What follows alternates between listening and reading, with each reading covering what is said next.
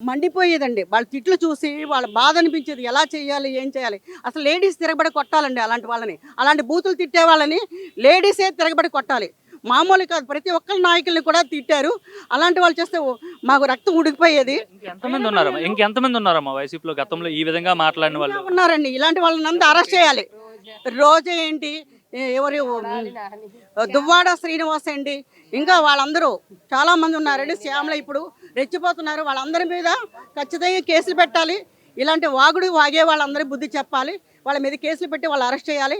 వాళ్ళు అరెస్ట్ అయిపోయినా సరే వేరే మహిళలు కూడా విజృంభించాలన్నంత కోపం వచ్చేది. చాలా బాగా చేస్తున్నారు. రోజా గారు కూడా గతంలో చాలా వ్యాఖ్యలు చేశారు కదా పవన్ కళ్యాణ్. దుర్మార్గంగా చేశారండి. ఒక స్త్రీగా అలా మాట్లాడకూడదు. అలాంటి ఇంకా అసలు మేము మాట్లాడకూడదు. అలాంటి వాళ్ళ గురించి మాట్లాడడం కూడా అసహ్యంగా అనిపిస్తుంది. మీరు చెప్పండి అమ్మా, మేడం మీరు చెప్పండి. ఎవరు ఉన్నారు ఇంకా గత ప్రభుత్వంలో ఇంకా ఈ విధంగా వ్యాఖ్యలు చేసిన వాళ్ళు ఎవరు ఉన్నారు? కొడాలి నాని గారండి, పేర్ని నాని గారు.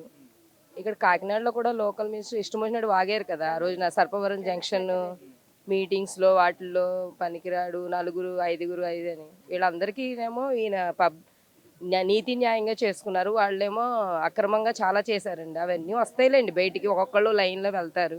అది అదే అది దారుణంగా మాట్లాడేవారమ్మా గతంలో వాళ్ళు. చాలా చాలా దారుణంగా మాకే అసలు మామూలుగా అనిపించేది కాదు. ఎప్పుడైతే ఆయన ఎక్కుతారో ఒక్కొక్కరిని మామూలుగా కాదండి తన్నుకుంటూ రోడ్ల మీద తీసుకెళ్లాలన్నట్టుగా మా కోరిక అండి వాళ్ళని.